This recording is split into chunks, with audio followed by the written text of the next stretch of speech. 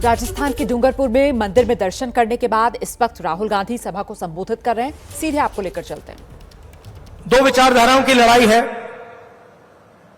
एक तरफ कांग्रेस पार्टी की विचारधारा जो कहती है कि सबको जोड़कर चलना है, सबकी इज्जत करनी है, सबका इतिहास, सबकी संस्कृति की रक्षा करनी है,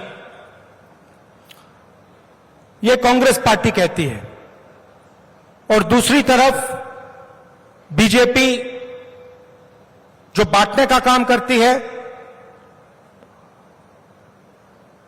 कुचलने दबाने का काम करती है, और जो आदिवासियों का जो इतिहास है, संस्कृति है, उसको दबाने और मिटाने के काम करती है। यह लड़ाई हिंदुस्तान में आज चल रही है। हम जोड़ने का काम करते हैं, वो बांटने का काम करते हैं।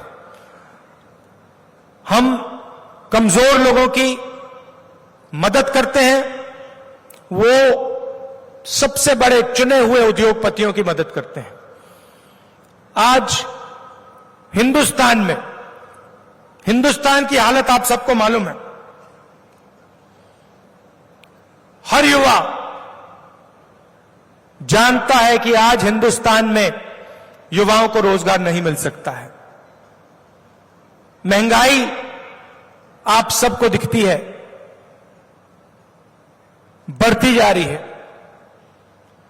मगर मुझे काफी खुशी है कि राजस्थान की सरकार गरीबों के लिए, आदिवासियों के लिए काम कर रही है।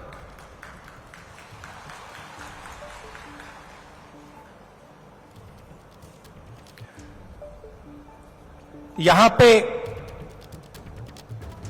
132 करोड़ रुपए का पुल बनाया। इससे आप सबको फायदा होगा। पूरे देश में स्वास्थ्य के मामले में राजस्थान सब प्रदेशों से आगे है। यहां पे 10 लाख रुपए 10 लाख रुपए तक फ्री में इलाज होता है। आप किसी भी प्रदेश में चले जाइए, हिंदुस्तान के किसी भी प्रदेश में चले जाइए और वहां पूछिए, किसी भी प्रदेश में स्वास्थ्य के लिए इतना पैसा गरीबों को नहीं दिया जाता है। आज गहलोत जी मुझे कह रहे थे कि इंग्लिश मीडियम स्कूल खोले जा रहे हैं। इंग्लिश मीडियम स्कूल से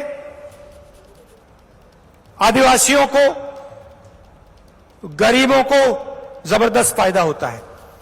कहीं भी अंग्रेजी बोलने के बाद कहीं भी वो नौकरी ले सकते हैं, कहीं भी जा सकते हैं, हिंदुस्तान में जा सकते हैं, हिंदुस्तान के बाहर भी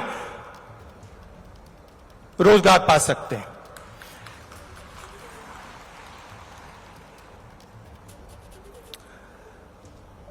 तो मैं अशोक गहलोत जी को, हमारे मंत्रियों को, सरकार को बधाई देना चाहता हूं कि आप गरीब लोगों के लिए काम कर रहे हो, शिक्षा के लिए, स्वास्थ्य के लिए काम कर रहे हो, इंफ्रास्ट्रक्चर का काम कर रहे हो।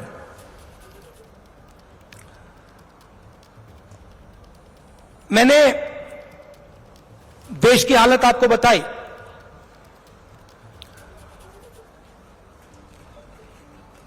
बीजेपी की सरकार ने हमारी जो अर्थव्यवस्था है उस पर आक्रमण किया है।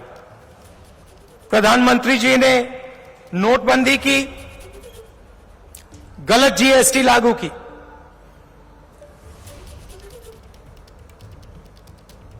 इससे हमारी जो अर्थव्यवस्था है नष्ट हो गई। और जो पहले यूपीए ने काम किया, अर्थव्यवस्था को, इकोनॉमी को मजबूत करने का काम किया, नरेंद्र मोदी जी ने, बीजेपी ने हमारी अर्थव्यवस्था को नुकसान पहुंचाया। और आज हालत यह है कि देश में युवा रोजगार नहीं पा सकता है। काले कानून लाए, किसानों के खिलाफ 3 कानून लाए, हिंदुस्तान के सब किसान एक साथ खड़े हुए और उन कानूनों को वापस लेना पड़ा।